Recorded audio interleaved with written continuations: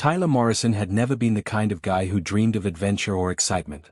He was perfectly happy with routine, predictability, and long stretches of time where nobody bothered him.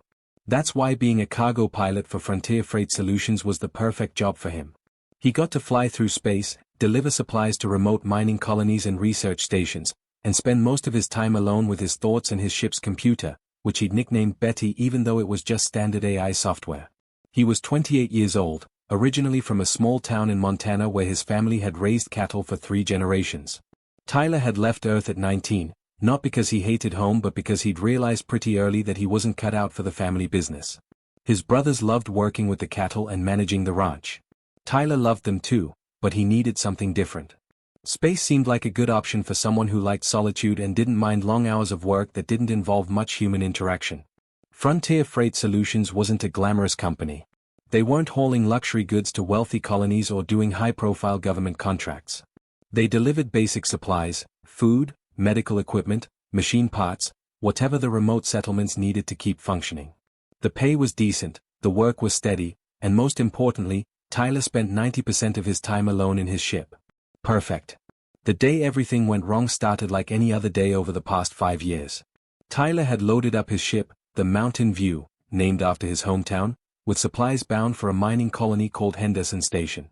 It was located on the edge of explored space, about 6 days' travel through a series of hyperspace jumps. The cargo manifest included food rations, replacement drilling equipment, medical supplies, and about 300 other items that miners needed to survive on a barely habitable rock. Tyler had made this run probably 20 times before. He knew the route, knew the timing, knew exactly how long each jump would take and where he'd need to recalibrate his systems. It was routine, boring, exactly the way he liked it. He'd even packed his usual supplies for the trip, instant coffee that tasted like battery acid but had enough caffeine to keep him alert, protein bars that claimed to be chocolate-flavored but really weren't, and a digital library full of old Western novels that he'd been slowly working through. The first 4 days went perfectly. Tyler jumped through the established hyperspace routes, listened to classic rock from Earth that was now over 200 years old, and made good progress on a Louis L'Amour novel about cowboys in the Old West. He ate his terrible protein bars, drank his worst coffee, and enjoyed the peaceful solitude of deep space. The trouble started on day 5, while Tyler was passing through an uncharted system between established hyperspace lanes. This was normal. There were thousands of systems that humanity had never bothered to explore in detail. They'd been scanned from a distance, deemed uninteresting for colonization or resource extraction, and marked on maps as a void unless necessary. But these systems made useful shortcuts for cargo pilots who were trying to shave time off their routes. Tyler was about halfway through the system, still several hours from his next hyperspace jump point, when Betty's alarm started screaming. The ship's main engine was showing critical failures across multiple systems. Temperature was spiking, pressure was dropping in key areas, and about 15 different warning indicators were all flashing red simultaneously. Tyler's first thought was that it had to be a sensor malfunction. Engines didn't just catastrophically fail for no reason, especially not engines that he'd personally maintained and that had been working perfectly fine 30 seconds ago. But when he pulled up the detailed diagnostics, his stomach dropped. This wasn't a sensor error. Something had actually gone wrong with the engine core, and it was going wrong fast. He had maybe 5 minutes before the engine would either explode or shut down completely, and neither option was good when you were in the middle of deep space with no nearby stations or ships. An explosion would obviously kill him. But a shutdown would leave him stranded with no main engines, no way to jump to hyperspace, and no way to call for help since he was too far from any communications relays. Tyler's training kicked in. He'd been through emergency procedures hundreds of times in simulations, even though he'd never actually needed them in 5 years of flying. His hands moved across the controls almost automatically, shutting down non-essential systems, routing emergency power to the critical components, trying to stabilize the engine long enough to figure out what to do next. But it was no good. Whatever had failed was too fundamental, too critical to fix on the fly. The engine was dying, and Tyler had maybe 3 minutes before it went completely offline. He pulled up his navigation systems and scanned desperately for options. The nearest space station was 6 days away, which might as well have been 6 years without a working engine. There were no other ships in the system according to his sensors. But there was a planet. The uncharted system had several planets, and the third one from the sun was showing as potentially habitable. Breathable atmosphere, reasonable gravity, temperature range that wouldn't immediately kill a human. Tyler's sensors couldn't tell him much more than that without a detailed scan, which he didn't have time for because his engine was currently in the process of tearing itself apart. He had a choice to make, and he had about 30 seconds to make it. He could try to stabilize the ship in space, shut down the engine before it exploded, and hope that someone eventually came looking for him when he didn't show up at Henderson Station. His emergency beacon would work, but rescue could take weeks or months in an uncharted system. His life support would run out long before that. Or he could try to reach that planet, attempt a crash landing, and hope that potentially habitable actually meant he could survive there. Tyler chose the planet. He wasn't built for sitting around waiting to die. If he was going down, he'd go down trying to do something about it. He angled the mountain view toward the planet and pushed the dying engines as hard as he dared, trying to build up enough velocity to make it into the atmosphere before everything shut down completely. The ship shuddered and groaned.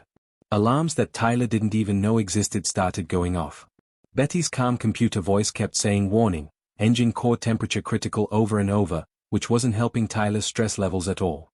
He gripped the controls so hard his knuckles went white and focused everything on keeping the ship pointed in the right direction.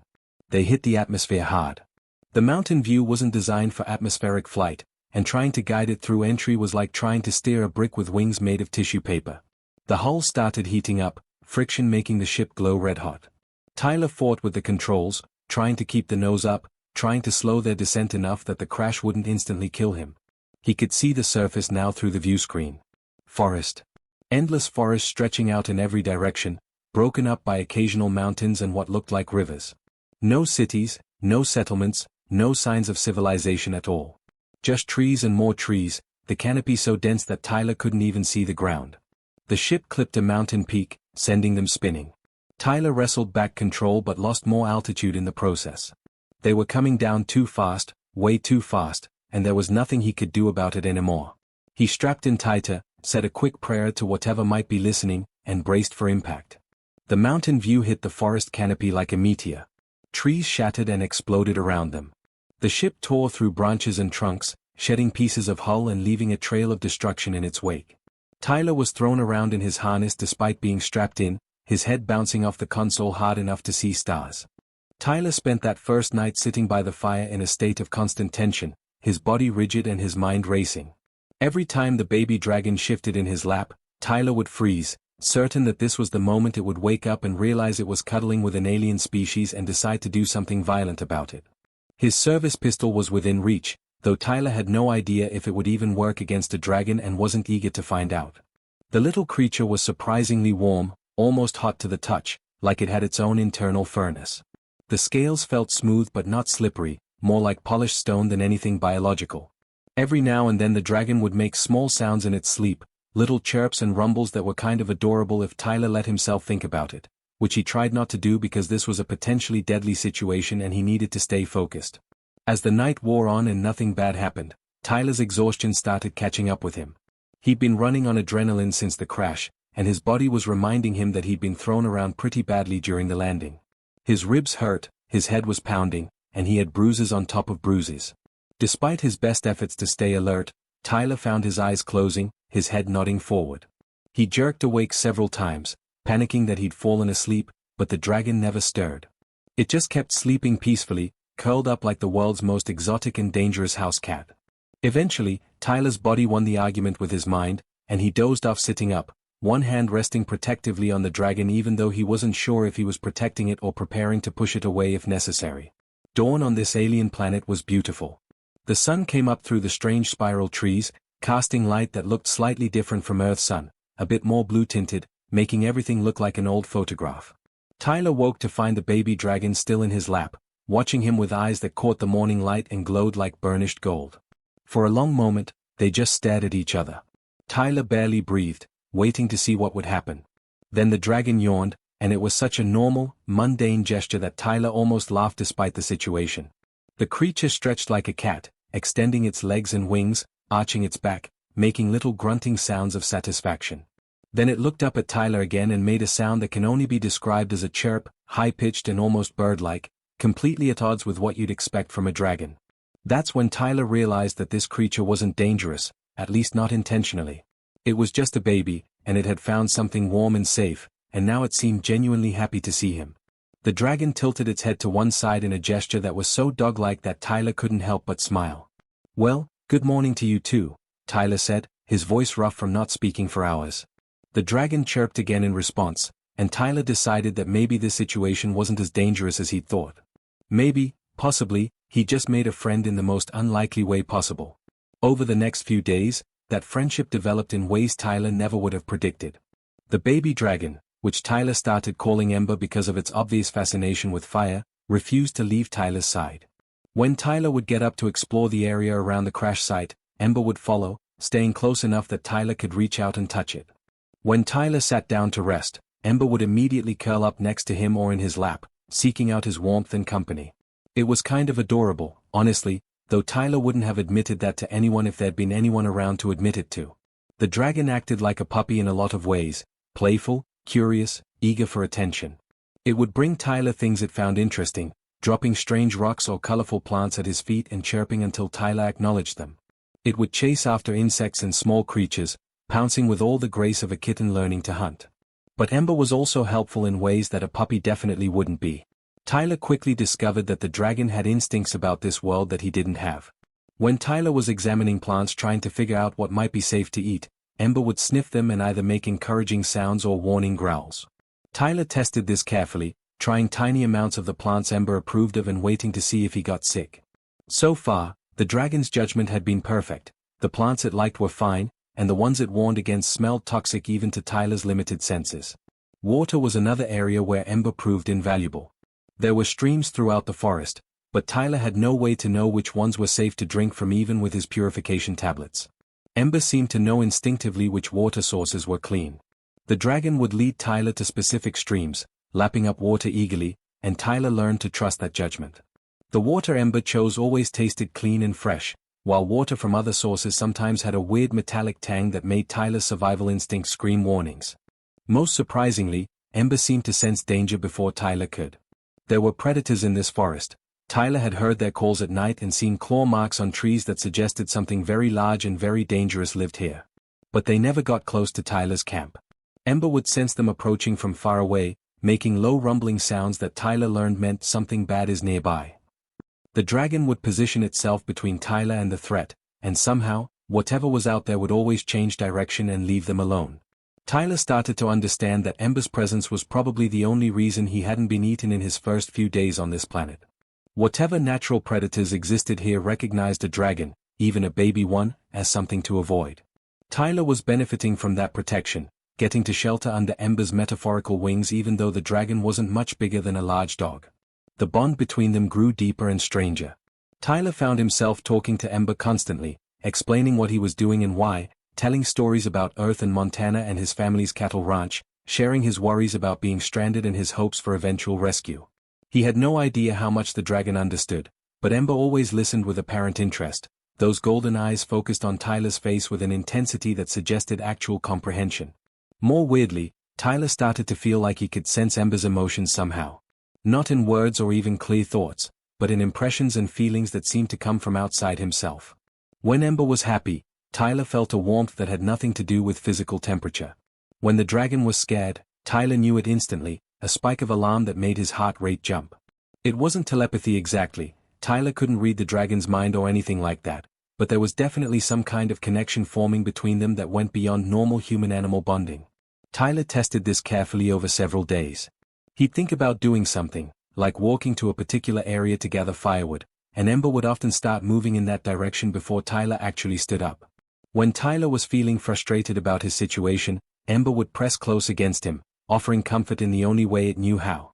The connection was subtle but real, and it was growing stronger the more time they spent together. By the end of the first week, Tyler had accepted his new reality. He was stranded on an alien planet with a baby dragon that had decided he was family. It was the strangest situation he'd ever been in, but it was also kind of wonderful in its own weird way. For someone who'd always preferred solitude, Tyler found that he actually enjoyed Ember's company. The dragon didn't judge him or expect him to be anyone other than who he was. It just wanted to be near him, to share warmth and companionship, to face this alien world together. Tyler built a better shelter using materials from his crashed ship and branches from the surrounding forest. Ember helped, dragging over pieces of debris that Tyler pointed to, seeming to understand what he was trying to accomplish. Tyler had assumed for 3 months that Ember was the only dragon on the planet, or at least the only one in this part of the massive forest. It made sense in a sad way. If Ember was alone, that explained why the baby dragon had been so desperate for companionship that it crawled into the lap of an alien species. Tyler had built his whole survival strategy around this assumption, creating a settlement that accommodated one human and one increasingly large dragon. Ember had grown a lot in 3 months. The dragon was now roughly the size of a horse, though built very differently. Its wingspan was impressive when fully extended, easily 4 or 5 meters across. The scales had deepened in color from that initial blue-silver to a richer sapphire blue with hints of silver along the edges. Ember could now breathe actual fire instead of just sparks, though it still didn't have perfect control and sometimes singed things accidentally, including Tyler's eyebrows on one memorable occasion. The settlement Tyler had built was pretty impressive if he said so himself. He'd salvaged everything useful from the Mountain View's wreckage and combined it with materials from the forest and the ancient ruins he'd discovered nearby. He had a solid shelter that kept out the rain and the cold, a water collection and purification system, a smokehouse for preserving meat that Ember caught, and even a small garden where he was attempting to grow some of the local plants that seemed edible. It was late afternoon, and Tyler was working on expanding the garden when Ember suddenly went rigid, its head snapping up and turning toward the eastern part of the forest. The dragon made a sound Tyler had never heard before, a low, resonant hum that seemed to vibrate through the air. It wasn't a warning sound like when predators were nearby. This was something different, something that made the scales on Ember's back stand up slightly. "What is it, buddy?" Tyler asked, setting down his makeshift shovel and moving to stand next to Ember. He'd learned to trust the dragon's senses completely. If Ember sensed something, it was real, even if Tyler couldn't detect it yet. Then Tyler saw them. 3 shapes moving through the trees, much larger than Ember, approaching with a strange mix of caution and confidence. Dragons. 3 more dragons, and they were all bigger than Ember, clearly older juveniles that had survived on their own for longer. Tyler's first emotion was actually joy. Ember wasn't alone after all. There were others of its kind, and maybe that meant the species wasn't extinct or dying out. But his second emotion, coming right on the heels of the first, was fear. These dragons didn't know Tyler. They hadn't bonded with him as a helpless hatchling. They might see him as a threat or, worse, as food. The 3 dragons entered the clearing around Tyler's settlement and stopped, taking in the scene with obvious interest. They looked at the shelter Tyler had built, at the organized camp, at the fire pit and the garden. But mostly, they looked at Ember and Tyler, clearly trying to figure out what they were seeing. The largest of the 3 dragons was massive compared to Ember, easily twice the size, with scales that were dark gray like ash. Its eyes were a deep amber color, and when it looked at Tyler, there was an intelligence there that was both fascinating and terrifying. This wasn't an animal looking at him. This was a sentient being evaluating a stranger, and Tyler had no idea what conclusions it was reaching. Ember moved to stand between Tyler and the other dragons, making that same resonant humming sound. The other dragons responded with their own sounds, a complex exchange that Tyler couldn't understand, but that was clearly communication. This went on for several minutes, the dragons making various noises at each other while Tyler stood very still and tried not to look threatening. The big gray dragon, which Tyler mentally labeled Ash for lack of a better name, stepped forward. Ember's humming changed pitch, becoming more insistent, almost aggressive despite the size difference. Ash made a sound that might have been dismissive or might have been curious, Tyler honestly couldn't tell, and moved closer to Ember, clearly trying to separate the smaller dragon from Tyler. Ember wasn't having it. The blue dragon moved with Ash, staying firmly between the larger dragon and Tyler. When Ash tried to use its size to push Ember aside, the smaller dragon actually growled, a sound Tyler had only heard once before when a particularly large predator had gotten too close to their camp. It was a clear warning, back off. The standoff lasted for a tense minute. Ash was clearly stronger and could have forced the issue if it wanted to, but something about Ember's determination seemed to give the larger dragon pause. The other 2 dragons, one with reddish scales and one that was almost black, watched this interaction with apparent interest but didn't intervene. Finally, Ash backed down slightly, not retreating but not advancing either. The gray dragon made a series of sounds that Ember responded to, and Tyler watched this exchange feeling completely helpless. His life was potentially being decided in a conversation he couldn't understand between beings he couldn't communicate with beyond basic emotional impressions from Ember. The discussion among the dragons continued for what felt like hours but was probably only about 20 minutes. Tyler stayed motionless the whole time, barely breathing, very aware that he was probably the weakest creature in this clearing and definitely the most vulnerable. His service pistol was in his shelter, not that it would do much good against 3 dragons that could each breathe fire and had natural armor in the form of scales. Eventually, something seemed to be resolved. Ash made one more sound, and the 3 older dragons moved away from Tyler, settling down at the edge of the clearing. They didn't leave, but they also weren't actively threatening him anymore. Ember immediately came back to Tyler, pressing against his side in that comforting way the dragon had developed, and Tyler let out a breath he didn't realize he'd been holding. "So I guess we have company," Tyler muttered, running his hand along Ember's scales in a gesture that had become automatic over 3 months of companionship. Ember made a small chirping sound that Tyler had learned meant agreement or contentment. Over the next several days, Tyler learned to coexist with 4 dragons instead of 1. It was nerve-wracking at first. The 3 older juveniles were obviously wary of him, and Ash in particular seemed to disapprove of Ember's attachment to Tyler. The grey dragon would sometimes try to draw Ember away from the human, making sounds that were clearly an attempt at communication, trying to get the younger dragon to join the others. But Ember always came back to Tyler. Always. The blue dragon would spend time with the others, engaging in what looked like play or maybe training. They'd fly together, practice breathing fire at specific targets, hunt in coordinated groups. But whenever Tyler called, whenever he needed help with something, Ember would immediately break away from the others and return. It drove Ash crazy, Tyler could tell. The big grey dragon clearly thought Ember was making a mistake staying with this weird alien creature. Tyler started trying to win over the other dragons through the universal language of food. He was a decent hunter now after 3 months of practice, and with Ember's help, he could bring down prey large enough to share. He started leaving offerings for the 3 new dragons: fresh meat, fish from the river, even some of the sweet fruits that grew on certain trees. He made sure to stay at a distance when he left these offerings, not wanting to seem like he was forcing interaction. The red-scaled dragon, which Tyler named Blaze because of its coloring, was the first to accept his offerings. Blaze seemed more curious than suspicious, often watching Tyler work from a distance with apparent interest. The black-scaled dragon, Shadow in Tyler's mental catalog, was more cautious but not hostile. It was Ash that remained suspicious and resistant, clearly seeing Tyler as an unwelcome element in whatever dragon social structure existed among these juveniles. Tyler had been on the planet for 5 months when his salvaged long-range scanner picked up something that made his stomach drop to his feet. He'd managed to keep one piece of the Mountain View sensor array functional, powered by a jury-rigged system using solar collectors and some of the power cells from the ship's emergency systems. He mostly used it to scan for potential rescue ships, though after 5 months he'd pretty much given up hope that anyone was coming to look for him. The scanner sat in the corner of his shelter, usually quiet except for the occasional ping from space debris or natural phenomena. But this morning it was screaming warnings, displaying signal patterns that Tyler had only seen in training materials and classified intelligence briefings. His hands started shaking as he pulled up the detailed readout, hoping desperately that he was misreading the data. He wasn't misreading it. 3 ships had just entered the system, and their energy signatures matched a species that humanity had only encountered a handful of times, always with devastating results. The Void Striders. They were raiders and scavengers, a hostile alien species that traveled through space looking for vulnerable targets. They'd hit isolated colonies, destroyed research stations, and generally left carnage in their wake. Human military had standing orders to avoid engagement with Void Striders unless absolutely necessary because they were that dangerous. What the hell were they doing here? This system was uncharted, not on any major trade routes, and showed no obvious resources that would attract raiders. Unless... Tyler's mind raced through the possibilities, and he kept coming back to one terrible conclusion. The ruins.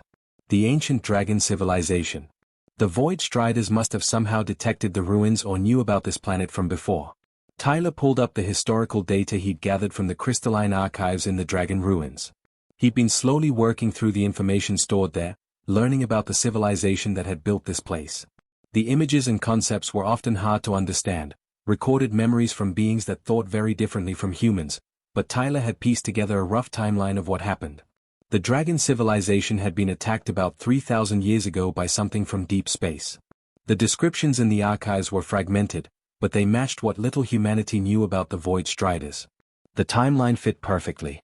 If the same species that destroyed the dragons 3,000 years ago was returning now, Tyler and the 4 juvenile dragons he'd been living with were in serious danger. Tyler ran outside, looking for the dragons. Ember was nearby as usual, dozing in a patch of sunlight, but immediately sensed Tyler's agitation and stood up. The other three juveniles, Ash, Blaze, and Shadow, were visible in the distance, practicing aerial maneuvers that Tyler had come to recognize as part of their natural development. Ember, we've got a problem, Tyler said, though he knew the dragon couldn't understand his words. But Ember could sense his emotions, and the fear Tyler was feeling transmitted clearly through whatever bond they shared. The dragon's scales rippled, standing up slightly in a defensive posture. Then Tyler saw something that confirmed his worst fears. All four dragons suddenly went rigid, their heads turning in perfect unison toward the sky. They were sensing something that made even Ash look genuinely frightened for the first time since Tyler had met the massive grey dragon. The three older juveniles immediately flew toward Tyler's settlement, which was unprecedented. Ash had never voluntarily come this close to Tyler before. The four dragons huddled together, making sounds that Tyler had never heard before. Low, mournful calls that raised the hair on the back of his neck. These weren't the normal communication sounds they used with each other. These were sounds of fear, of instinctive recognition of a threat. Even though these juveniles had never seen the Void Striders before, even though they'd been eggs or not yet born when their civilization fell, somehow they knew. Genetically, instinctively, they knew that what was coming was the same thing that had destroyed their people. Ember pressed against Tyler's side, trembling. The dragon had never been scared like this, not even during the worst storms or when facing dangerous predators. Tyler wrapped his arm around Ember's neck, trying to offer comfort while his own mind raced through possibilities. None of them were good. The Void Striders would scan the planet. They'd detect the ruins, probably Tyler's settlement, maybe even the dragons themselves. Then they'd come down to investigate, to loot whatever they could find. And when they encountered Tyler and the dragons, they'd kill them. It's what Void Striders did. They didn't negotiate, didn't take prisoners, didn't show mercy. Tyler looked at his scanner again.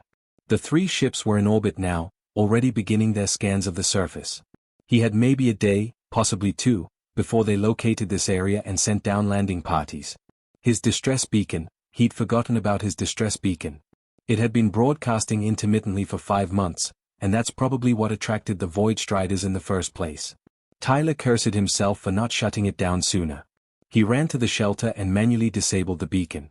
Too late to prevent the Void Striders from finding the planet, but at least he wouldn't be actively broadcasting his location anymore. Then he stood there, thinking hard about his options. They were limited and all bad. Option 1, try to hide. The forest was huge, and if they went deep enough, the Void Striders might not find them. But the ruins were near Tyler's settlement, and the raiders would definitely investigate those. Running would buy time but not solve the problem. Option 2, try to fight. Tyler had his service pistol, which was laughable against Void Strider armor and weapons. The dragons had their natural abilities, fire, claws, teeth, speed, but they were juveniles, not fully grown. The Void Striders had destroyed an entire dragon civilization when those dragons were adults and had advanced technology. 4 juveniles and 1 human wouldn't stand a chance. Option 3, hope the Void Striders would leave them alone. Tyler dismissed this immediately. It wasn't how Void Striders operated. They'd eliminate any potential threats, and dragons definitely qualified as threats. Tyler sat down hard on a salvaged piece of his ship, his head in his hands.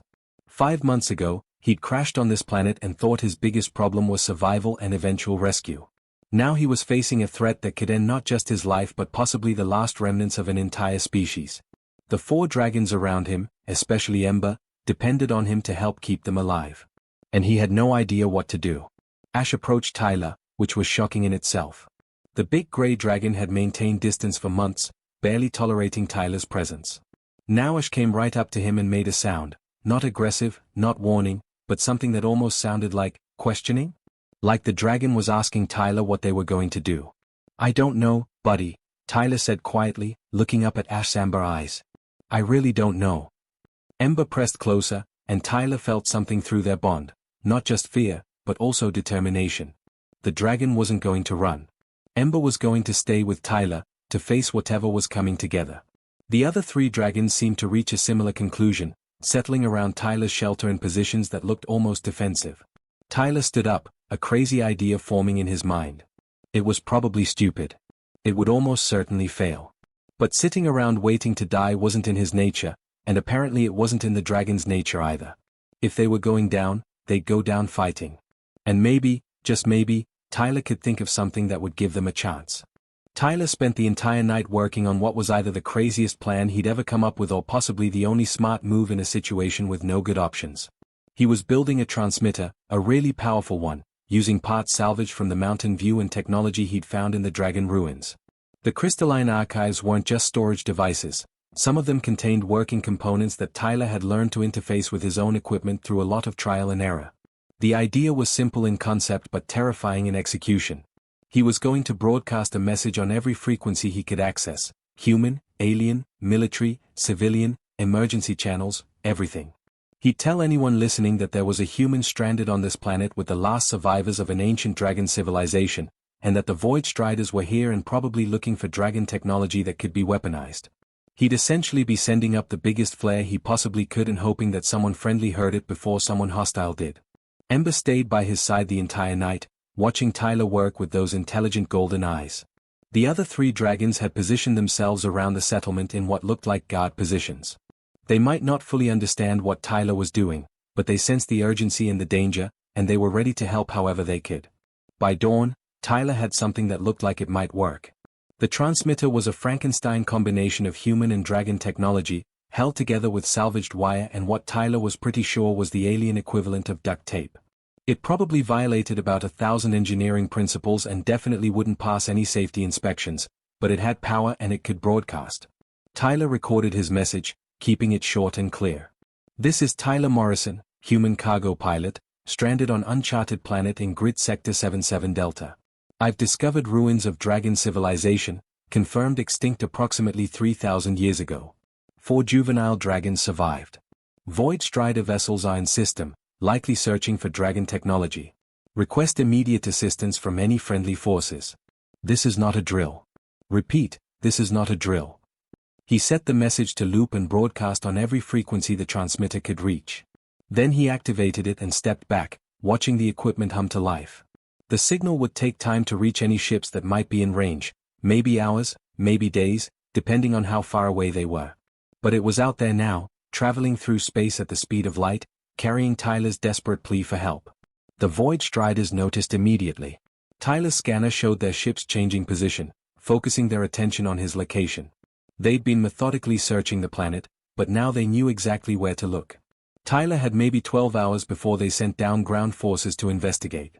"Okay, guys," Tyler said, addressing the 4 dragons who were all watching him intently. "They know we're here now. They're coming. But we're not going down without a fight." Tyler had been thinking about this for the past 24 hours. He couldn't match the Void Striders in a straight fight.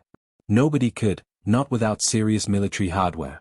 But he'd done some military training back before he became a cargo pilot, and he knew the basics of guerrilla tactics. Hit fast, hit hard, and retreat before the enemy can organize a response.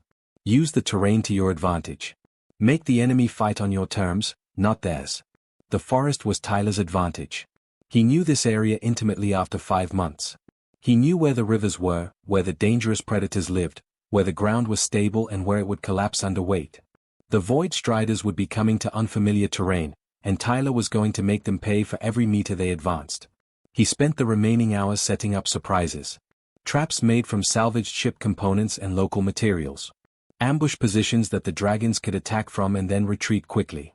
Caches of supplies hidden in various locations so they could keep fighting even if they lost the main settlement. Tyler wasn't a military strategist, but he'd read enough history books and watched enough war movies to have some idea of how resistance fighters operated. The Void Striders landed 3 ships about 10 kilometers from Tyler's settlement just after nightfall. Tyler watched them on his scanner, tracking their movements as ground forces disembarked and began moving through the forest. There were maybe 30 of them, heavily armed and armored, moving in organized formations. Professional soldiers, not random raiders. Tyler's heart was pounding so hard he could hear it in his ears. This was it. This was where he found out if his crazy plan had any chance of working, or if he just guaranteed they'd all die fighting instead of hiding. The first Void Strider patrol walked into Tyler's trap about an hour after landing. It was a simple setup, a tripwire connected to several containers of fuel that Tyler had been saving from his ship. When the wire triggered, the fuel ignited in a massive fireball that lit up the night forest. Tyler heard the screams even from his position 300 meters away. Before the Void Striders could recover, Ember and the other dragons attacked from above, diving out of the darkness to breathe fire on the confused soldiers. Tyler provided cover fire with his service pistol, which was basically useless against their armor but served to distract and confuse them. The entire attack lasted maybe 30 seconds before Tyler gave the retreat signal and they all disappeared back into the forest. First blood to the home team. Tyler felt a savage satisfaction that immediately turned to terror as he realized what he'd just done. He'd actually attacked Void Striders. They'd retaliate, and it would be brutal. Over the next 3 days, Tyler and the dragons became ghosts in the forest. They'd strike from unexpected angles, cause chaos and damage, and vanish before the Void Striders could respond effectively. Tyler used every dirty trick he could think of: fire, traps, ambushes, hit-and-run attacks. The dragons learned incredibly fast, understanding tactics that Tyler showed them and even coming up with strategies of their own. Ember and Tyler developed something that went beyond their normal bond. In combat, they moved like parts of the same organism. Tyler would think about wanting to attack from a certain direction, and Ember would already be moving that way. The dragon would sense danger before Tyler consciously recognized it, pulling him out of harm's way. They weren't just fighting together, they were fighting as one unified being with two bodies. But the Void Striders adapted too. They started moving in larger groups, setting their own ambushes, using heavier weapons that could take down even the dragons. Tyler's group was winning individual engagements, but they were slowly being worn down. Shadow took a bad hit from an energy weapon and couldn't fly properly afterward. Tyler himself had a close call where an explosion knocked him unconscious for several minutes, and he woke up to find Ember standing over him, defending his body against 3 Void Strider soldiers. On the 4th day, Tyler's scanner picked up new signals. More ships entering the system, but these weren't Void Striders. One was human, a military patrol vessel based on the signature. The others were. Tyler's hands shook as he tried to interpret the readings. The ships were massive, their energy signatures unlike anything in human databases. But somehow Tyler knew what they were. Dragon ships. The adult dragons who'd escaped the original attack had heard his broadcast and come home. The battle in orbit lasted less than an hour. The dragon ships were ancient but incredibly powerful, and they had backup from the human military vessel. The Void Strider ships didn't stand a chance. 2 were destroyed outright, and the 3rd fled into hyperspace. On the ground, the Void Strider forces suddenly found themselves cut off from their ships and facing enemies descending from orbit. They fought hard, Tyler had to give them that, but it was over. The adults had come home, and nothing was going to stop them from reclaiming their world and protecting their young. When the first adult dragon landed in Tyler's settlement, Tyler actually fell to his knees from the sheer presence of the creature. It was enormous, easily 10 times the size of even ash, with scales that seemed to shift colors in the light. The dragon looked at Tyler, at Ember pressed protectively against his side, at the other 3 juveniles, and made a sound that Tyler felt in his bones. Ember responded, and through their bond Tyler could sense what was being communicated. Relief. Joy. Gratitude. But also sadness for everything that had been lost. Over the next few hours, more adult dragons arrived, and human soldiers secured the area. Tyler found himself at the center of something historic, first contact between humanity and dragons, facilitated by a cargo pilot who'd just been trying to stay alive and keep 4 orphan dragons safe. The human commanding officer, Captain Rebecca Hayes, shook Tyler's hand with obvious respect. "Mr. Morrison, what you did here, defending these dragons, broadcasting that message, holding off Void Striders for 4 days with basically no resources, it's going to be studied in military academies for decades." Tyler was too exhausted to feel proud. He just felt relieved that it was over, that they'd survived. He looked at Ember, who hadn't left his side despite the presence of adult dragons who could teach and protect far better than Tyler ever could. "Sir," one of the human soldiers said to Captain Hayes, "the dragons are insisting that Morrison come with them. They want him on their ships." Tyler looked at Ember, feeling the question through their bond. The dragon wanted Tyler to come, to stay together. But more than that, the adult dragons were curious about the human who'd protected their young. They wanted to understand this bond, to learn about the species that had shown such unexpected compassion. Captain Hayes looked at Tyler. "It's your choice, Morrison. You can come back with us, get debriefed, return to normal life. Or..." Tyler didn't even have to think about it. "I'm going with them. Ember and we're not done yet." And that's how Tyler Morrison, a cargo pilot from Montana who just wanted to be left alone, became humanity's first ambassador to a species that had been silent for 3,000 years. All because he'd lit a fire to stay warm, and a baby dragon had been brave enough to seek comfort from a stranger.